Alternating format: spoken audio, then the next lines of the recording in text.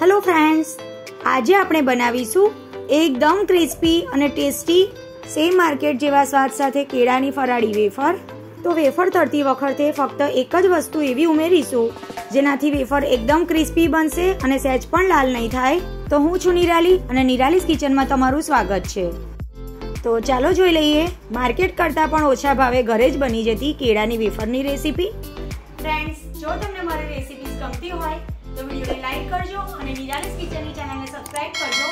તો ચાલો આજની મજેદાર રેસીપી શરૂ કરીએ। તો હવે સૌથી પહેલા આપણે વેફર માટેનો મસાલો બનાવી લઈએ। તો એના માટે એક બોલમાં 1.5 ટેબલસ્પૂન કાળા મરીનો પાવડર અને 1 ટીસ્પૂન જેટલું મીઠું ઉમેરી દઈશું। મિક્સ કરી લઈશું સારી રીતે। જો તમારે વેફર ઉપવાસ માટે બનાવવાની હોય તો સિંધવ મીઠાનો ઉપયોગ કરવાનો। અહીં મીઠું તમે તમારા સ્વાદ પ્રમાણે પ્લસ માઇનસ કરી શકો છો। મીઠું વધારે ના થઈ જાય એનું ખાસ ધ્યાન રાખવાનું। આ મસાલો જ્યારે આપણી વેફર થોડીક ગરમ હશે ત્યારે જ એની પર સ્પ્રિંકલ કરીશું, એટલે આ મસાલો આ રીતે પહેલેથી જ તૈયાર કરી લેવાનો। તો મસાલો આપણો બિલકુલ તૈયાર છે।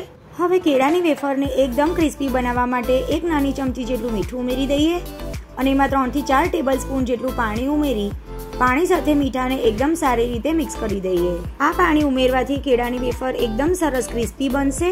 આ પાણીનો ઉપયોગ કેવી રીતે કરવો એ હું તમને આગળ જણાવું છું। હવે આપણે ગેસની સ્લો ફ્લેમ પર બીજી બાજુ તેલ ગરમ થવા મૂકી દઈશું। તો વેફર બનાવવા માટે અત્યારે મેં 1 કિલો કાચા કેળા લીધા છે। વેફર બનાવવા માટે તમારે એકદમ કાચા હોય એવા જ કેળાની પસંદગી કરવાની। જો કેળા એકદમ સરસ કાચા અને કડક હશે તો જ એમાંથી વેફર એકદમ ક્રિસ્પી બનશે। હવે સૌથી પહેલા આપણે કેળાનો ઉપરનો અને નીચેનો ભાગ કટ કરી એની છાલ કાઢી લેવાની। એકદમ સારી રીતે છાલ કાઢી લેવાની। અંદરનો જે થોડોક લીલો ભાગ દેખાય છે એ પણ એકદમ સરસ રીતે આપણે કાઢી જ લઈશું, નહીં તો એવું બને કે એ પાર્ટ જો થોડો પણ રહી જાય તો એનાથી પણ કેળાની વેફર સારી નથી બનતી। હવે આ જે કાળો પાર્ટ દેખાય છે એ પણ આપણે કટ કરી લઈશું। હવે બીજા કેળાની છાલ ઉતારીએ ત્યાં સુધી કેળું કાળું ના પડી જાય એના માટે આપણે પાણીમાં મૂકી દેવાનું। ત્યાર પછી બીજા કેળાને પણ સેમ એ જ રીતે ઉપર અને નીચેનો ભાગ કટ કરી એને પણ છોડી લઈશું। બધા કેળાની એક સાથે છાલ નહીં ઉતારવાની, તમારે જેટલા કેળાની વેફર બનાવવી હોય એટલા કેળાની છાલ ઉતારતા જવાની અને વેફર બનાવતા જવાની। હવે આપણે આ બંને કેળા પાણીમાંથી બહાર કાઢી અને એને કોરા કરી લઈશું। હવે આપણે સ્લાઇસરથી કેળાની વેફર પાડી લઈશું। તો આ રીતે કેળાને ઉપર નીચે ઘસી અને એકદમ સરસ કેળાની વેફર પાડી લઈશું। આ વેફર આપણે એકદમ પાતળી જ પાડવાની છે। બહુ જાડી વેફર હશે તો એ અંદરથી કડક નહીં થાય। જો તમારે લાંબી વેફર પાડવી હોય તો તમે આ રીતે કેળાને આડું કરી અને સેમ એ જ રીતે ઘસીને કેળાની વેફર પાડી શકો છો। તો તમે જોઈ શકો છો કેળાની એકદમ સરસ પાતળી સ્લાઇસ આપણી પડીને તૈયાર થઈ છે। તો જો તમને ગોળ વેફર ગમતી હોય તો ગોળ પાડવાની અને જો લાંબી ગમતી હોય તો આ રીતે કેળાને હાફ કટ કરી અને લાંબી પણ પાડી શકો છો। તો અત્યારે 2 કેળાની વેફર મેં પાડી લીધી છે। હવે આપણું તેલ પણ ગરમ થઈ ગયું છે, તો એક વેફર તેલમાં ઉમેરી અને તેલનું ટેમ્પરેચર ચેક કરી લઈએ। તો તમે જોઈ શકો છો તરત જ વેફર ઉપર આવી જાય છે, મતલબ કે આપણું તેલ એકદમ પરફેક્ટ ગરમ છે। તો એક પછી એક બધી જ વેફર આપણે અંદર ઉમેરી દઈશું, અથવા તો કડાઈમાં જેટલી સમાય એટલી વેફર તમારે ઉમેરી દેવાની, જેથી આપણી વેફર એકદમ સરસ બને। આ પ્રોસેસ એકદમ સ્પીડમાં કરવાની। વેફર ઉમેરતી વખતે ગેસની ફ્લેમ મીડિયમ રાખવાની, ત્યાર પછી તળતી વખતે ગેસની ફ્લેમ હાઈ કરી દેવાની। તો તમે જોઈ શકો છો આપણી વેફર એકદમ સરસ તળાઈ રહી છે। હવે બધી વેફર તેલમાં ઉમેર્યા પછી આપણે જે મીઠાવાળું પાણી તૈયાર કર્યું છે એમાંથી એકદમ થોડું પાણી લઈને એમાં ઉમેરી દેવાનું।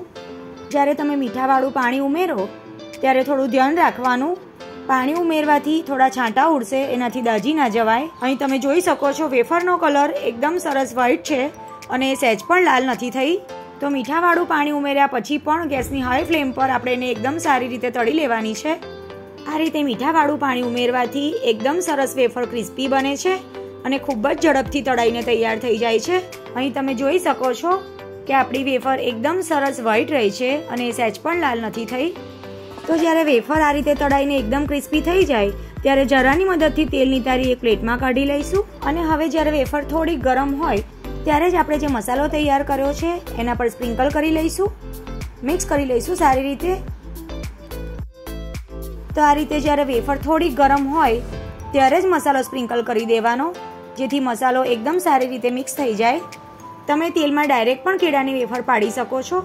ગેસની ફ્લેમ મીડિયમ કરી દેવાની અને તેલની બિલકુલ ગરમ જાર ના લાગે એ રીતે સ્લાઇસરને થોડુંક અદ્ધર રાખી અને તમારે જે સાઈઝની કેળાની વેફર જોઈતી હોય એ રીતે તમારે લાંબી અથવા તો ગોળ વેફર પાડી લેવાની. અને હવે બધી વેફર તેલમાં ઉમેર્યા પછી એકદમ થોડુંક મીઠાવાળું પાણી ઉમેરી દઈશું.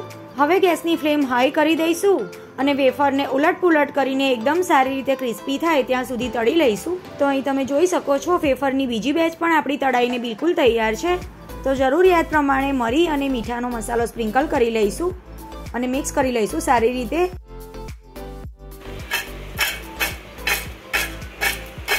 અવાજ સાંભળતા જ તમને ખ્યાલ આવી ગયો હશે કે આપણી વેફર કેટલી ક્રિસ્પી બની છે.